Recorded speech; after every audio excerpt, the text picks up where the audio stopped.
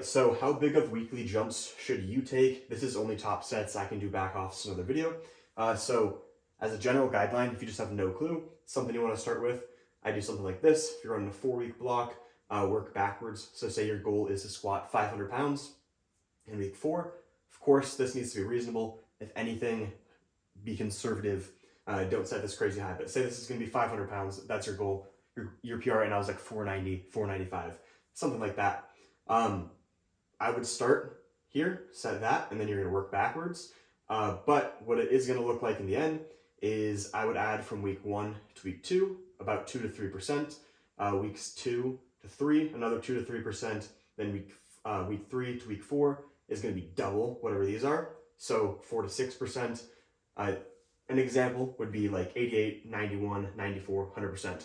So working backwards, it would look like this is like 500, 470, 455, 440. And then obviously, once you try that, you're gonna make adjustments for yourself, see what works best block to block, or for athletes. So right now there's a trend that I don't necessarily like a ton.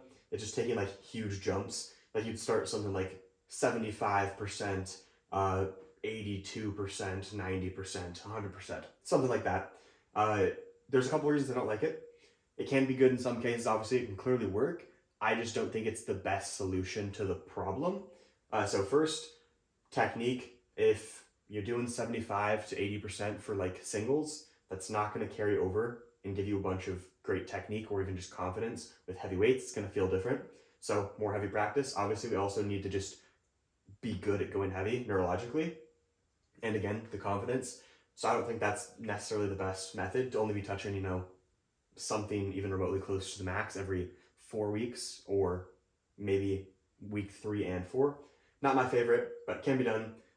Your top sets aren't, if you're doing like a single, it's not really doing a ton for you hypertrophy wise. So I don't think that's a huge consideration here. Obviously, if you're doing something like that in the back offs, I do think it is, because then your first weeks are just so far away from anything that's going to stimulate decent hypertrophy. Not ideal, but that's for another video.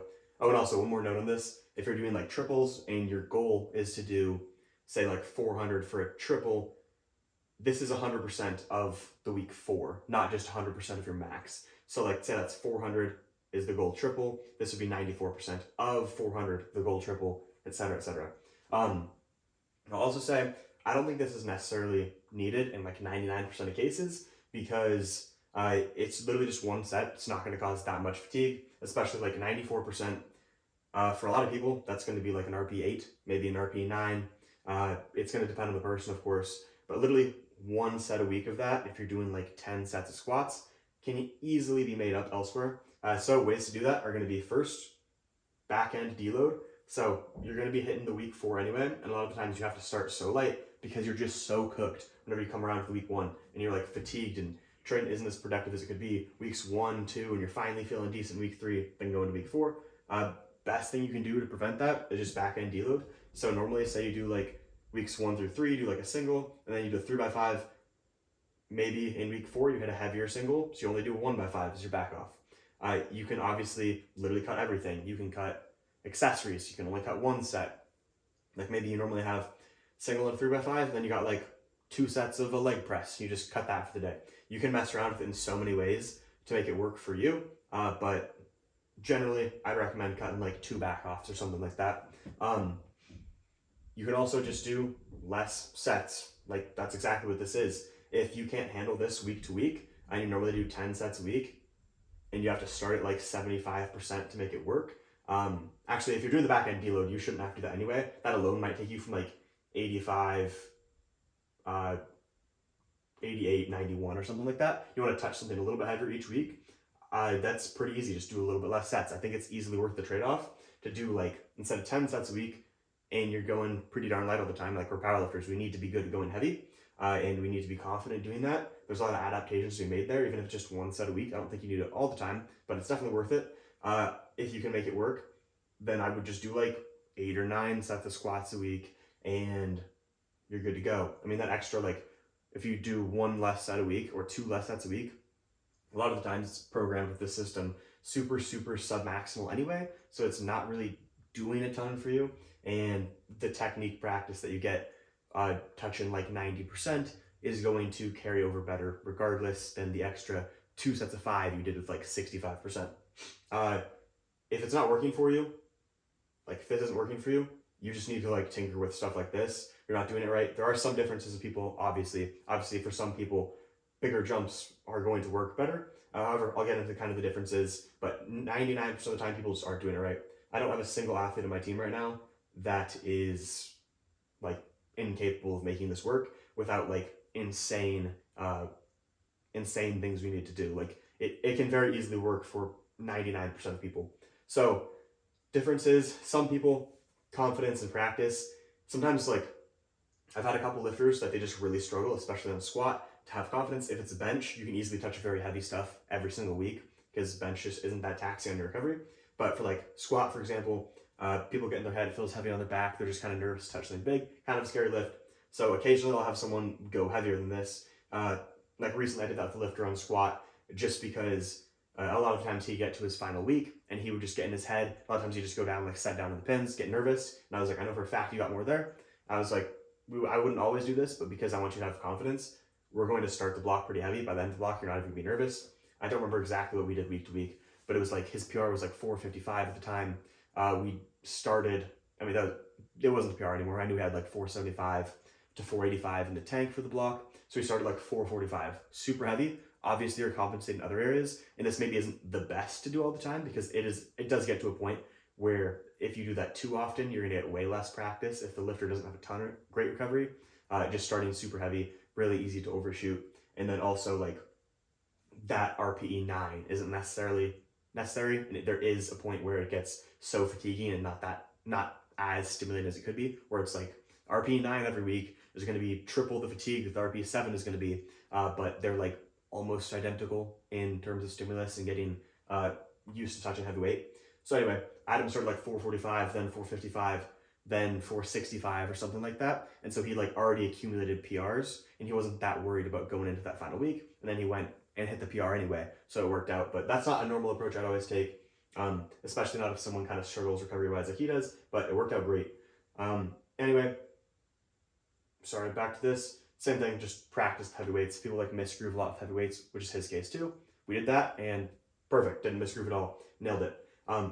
Bad deadlift recovery is something that like this probably is not going to work for a decent amount of people, at least probably like 25%, going like literally 94%.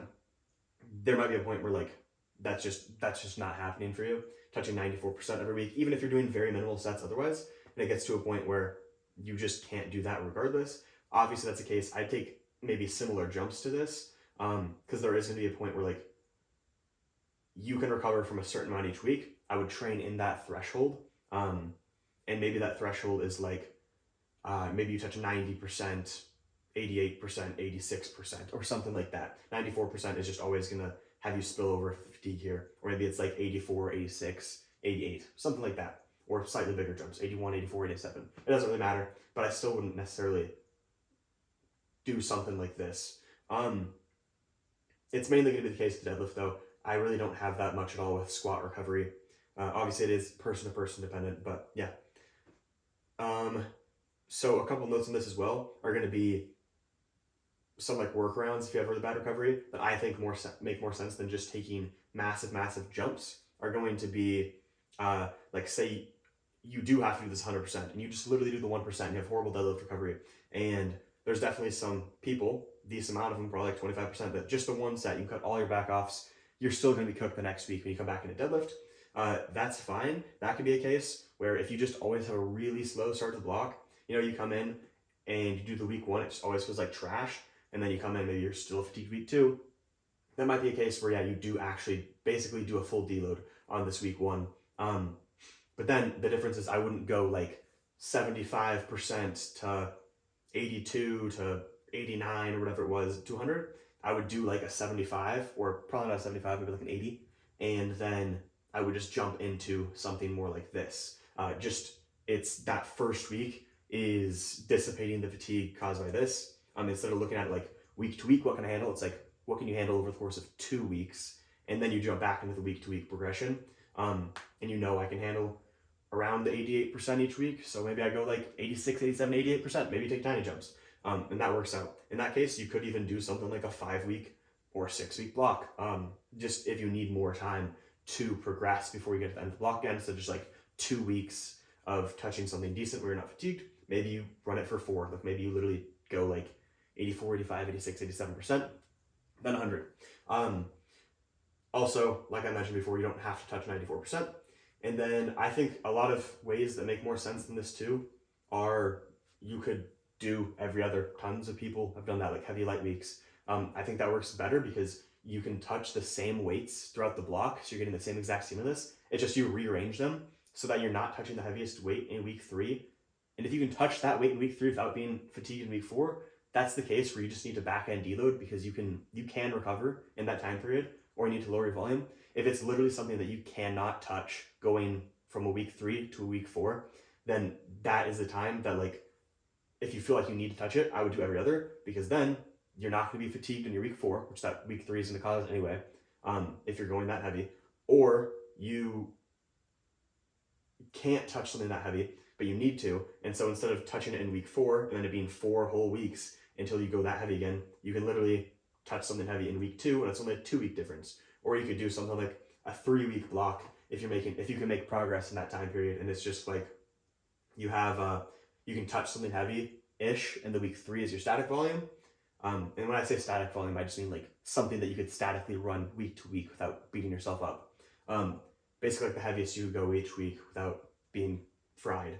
And then you do your static volume, 100%, deload, repeat. A lot of people though would do better, just aren't going to make progress fast enough if they do a 3-week block. But I think that makes more sense regardless than the 4-week in that case, because you only have 3 weeks before you touch something very heavy again if the static volume isn't heavy enough. Not the static volume, I guess, the static weight, static intensity, whatever.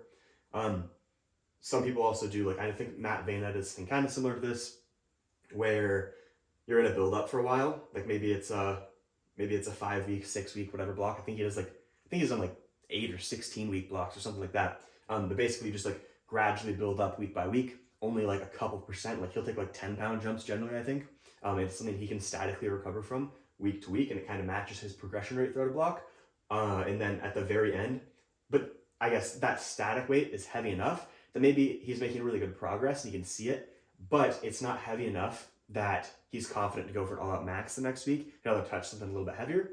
So you're going to touch that, you're going to be kind of fatigued, then you're going to do like a taper week and then go heavy. And then you'd start the whole cycle over. I think that's a great way to do it as well. But yeah, if you like the video, please like, comment, share, subscribe. If you're interested in coaching, I do have a sale going right now. Basically, I'm just rehabbing, and it's a great time to onboard more athletes than normal. So it's a no commitment time period at all. I wouldn't be doing this if I didn't think you would enjoy it enough that you'd actually stick around after. So it's basically like 2 blocks for the price of 1. That means it's $80 4 weeks. The next 4 weeks is also $80. No commitment period, like I said. And again, I wouldn't be doing that unless I thought you would enjoy it so much and make good progress and learn a lot that you'd want to stick around after. But there's no commitment. If you have anything that you want me to make videos on, just suggest that in the comments below. I'll check them out and I can make a video on it, or just reply to your comment in the future. Thanks for watching.